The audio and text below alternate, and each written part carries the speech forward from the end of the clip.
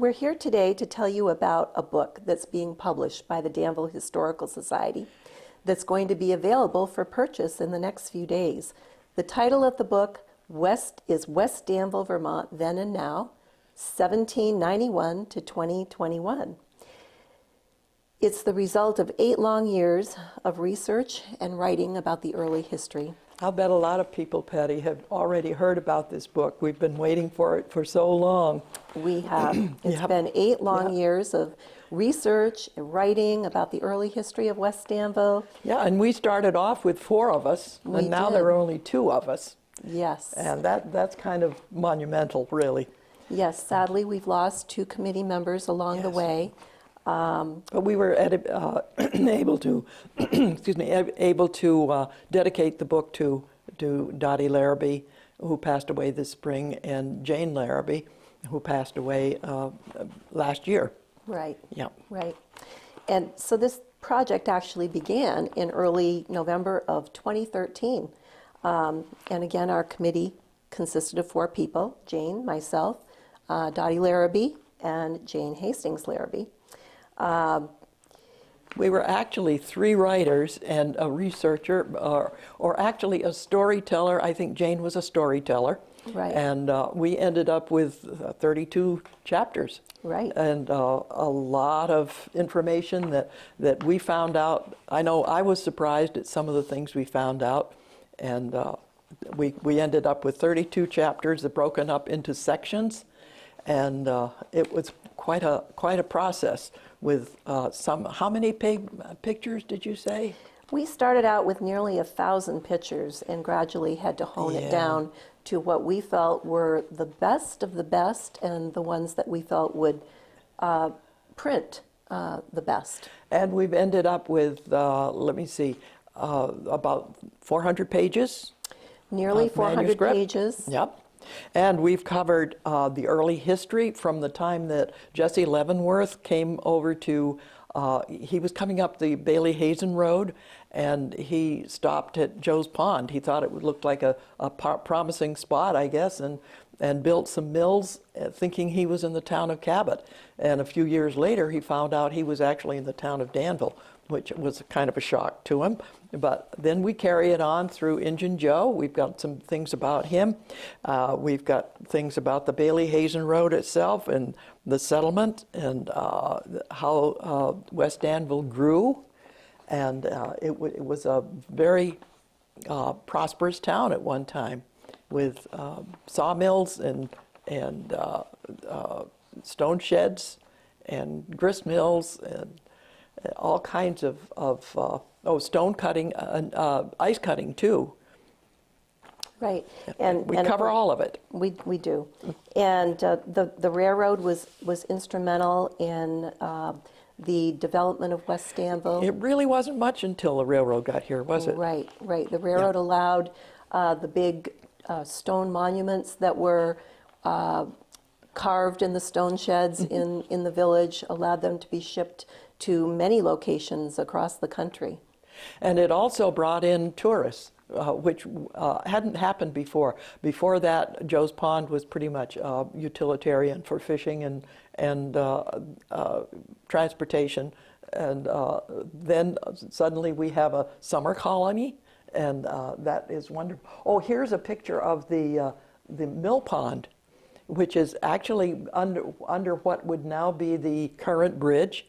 And that picture is probably taken in 1906, something like that. Right, sometime or in maybe the early before the turn of the century. Before the turn of the century. Yep, yep.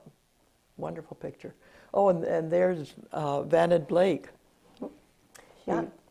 We cover a chapter on mail, and mail was delivered with a wagon like this in the good season, and in a sleigh, I suppose, horse and sleigh during the winter. So we cover that. And then we have a long chapter about the railroad that you know a lot about. Right. When the railroad first came to Danville in 1871, and then made its way to West Danville shortly thereafter, and as Jane pointed out, brought many, many tourists to enjoy Joe's Pond and the different activities and things around the pond in Lakeview Park. And then, of course, in later years, the Joe's Pond Pavilion or the Point Comfort, the dance hall at Point Comfort. And there was a pavilion at Flint's Point, which is where the present Joe's Pond Association Pavilion is. And that was, for many years, that was the center of activity. And they had huge gatherings there, 300 or 400 people at a time. And it's absolutely amazing now that they could handle that many people, but they did. And the railroad even had a special stop there, which we cover. And we cover a lot about the Joe's Pond area.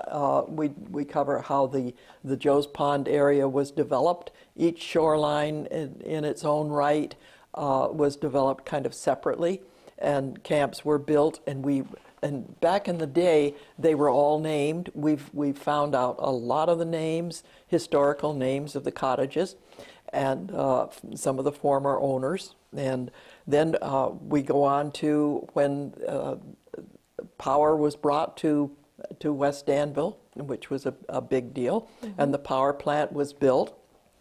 And let me see. There were from there we take some time to go through hunting and fishing and weather chapters. Those kinds of things are all covered. And there were some surprises. Do you recall anything in particular that surprised you that we learned about in doing this, Patty?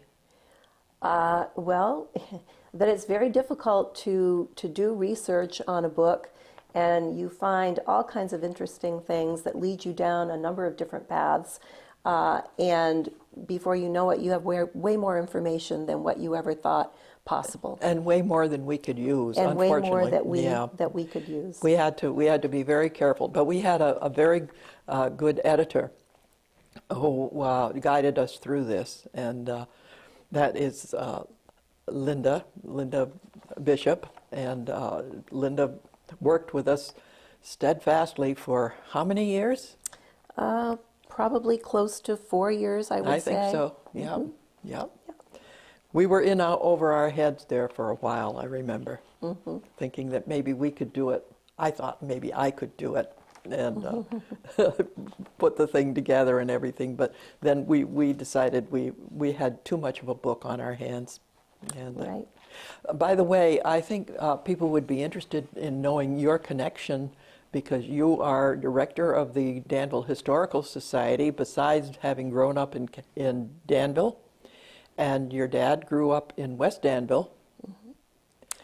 He did, and he definitely had a passion for West Danville and West Danville history, and that was really my inspiration for wanting to write this book, to be able to tell the history of West Danville.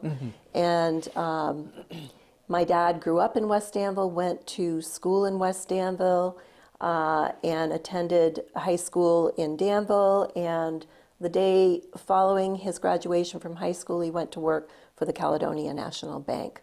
That's marvelous. And that was where he spent his entire career, working for the bank. And so that's really was my... And I was drawn in because of my work with the Cabot history book, but also because my mom taught school in West Danville for a good many years, and I actually went to school there for a couple of years. And when I was in school there, I met Dottie Larrabee. She was Dottie Eyre at the time, and Dottie was a member of your board in the Historical Society, and she was also, let me see, she owned a couple of businesses in Danville and West Danville, Larrabee Building Supply, and she had a remarkable talent for knowing people and remembering people that she had known, and she just was a wealth of information, as was Jane Larrabee, who of course was at the store, and and Jane Larrabee gave us many, many wonderful stories. I remember sitting with her and enjoying her stories. Yep, both Jane and Dot had wonderful stories, and we miss them dearly and wish that they could be here to see the fruits of our labor over the last few years. And I think one of the things that surprised me most, I had heard about things like steamboats being on Joe's Pond. Research turned out to be absolutely true, and that was kind of amazing for me. And also, I didn't realize that there had been horse races and dog races and snowmobile races and all kinds of things that Joe's Pond entertained at one time or another. And but going even back further than that, the Chautauquas, which are meetings, religious meetings and so forth, and those were big parties that lasted for weeks at a time sometimes. And those were held at Joe's Pond too. So West Danville has a rich and varied history. We even got into some of the later years, after the railroad, when the rail trail took over, and some of that is in the book. And let me see, what else? The Christmas tree that went to Rockefeller Center. That would be surprising, I think. We've got stories about that and some personal recollections. And we talk about the weather and death and disease and medications and all kinds of things that were pertinent to the town at the time. yeah, and a good deal of our research, I think we should add, has come from researching historical archives of both the Caledonian Record as well as the North Star Monthly, dating from the very early years of when the North Star Monthly was printed in Danville.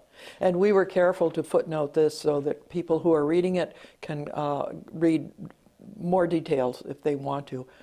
So it's well footnoted.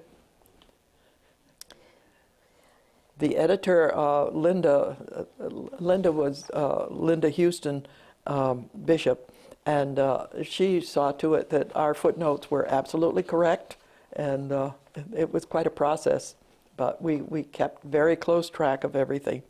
And then we should mention Randy too. Right, Randy Lightcap is one of our valued employees at the Danville Historical Society. She does have a degree in graphic design, but she edited all of the images, most of the images that are in the book, and did a wonderful job. She did a marvelous job. Yeah. And then in the later parts of the process, we brought in another gal, Peggy, and her husband, Howard Tuttle, who have a business called Foster Design Collaborative. They're out of St. Petersburg, Florida. And she did actually the layout and the design in the final process of the book. She was actually a friend of Linda's, was she Yes, not? yes. Linda had worked with her before. Correct, right. Very, very professional. Both, all three of those ladies were very, very professional. And we are certainly very thankful for being able to work with a local printing press, Leahy Press out of Montpelier. They've been extremely patient and helpful to us. They have been wonderful. And getting this to the point where we could actually get it printed and have it available for Christmas sales for people that want it. And also I would like to mention Optimum Bindery in Nashua, New Hampshire, who went to an extraordinary effort to put our job at the front of the line so that it could be done in record time. And we are expecting a shipment of the books either tomorrow or Thursday. So we're doing everything we can. Well, by the time this airs, we'll hope we know we'll have everything in hand. Great.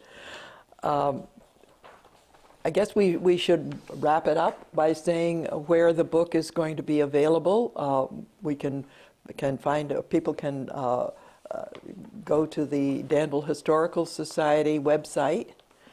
or Hastings store in West Danville is anxious to have it. Debbie Stressing at the Joe's Pond Craft Store is going to have a few books on hand. And also the corner stop-in shop up in Walden is going to have a couple or a few books. So you can go to those places.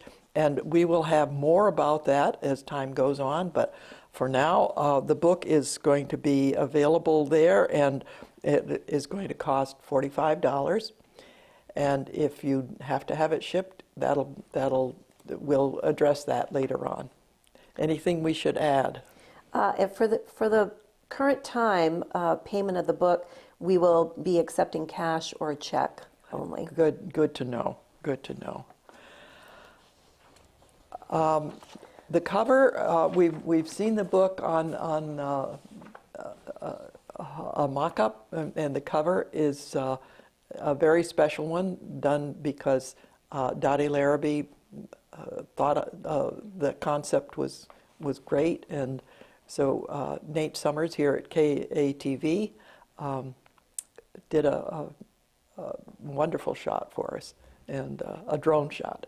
And so for a historical book, having a very modern cover, I think, is kind of unique, but it works, I think, for our book, because we do cover from the very beginning to the modern day. And we're happy with our book. We're very proud of it, actually. I am. I think we did a good job. I am too. I am too.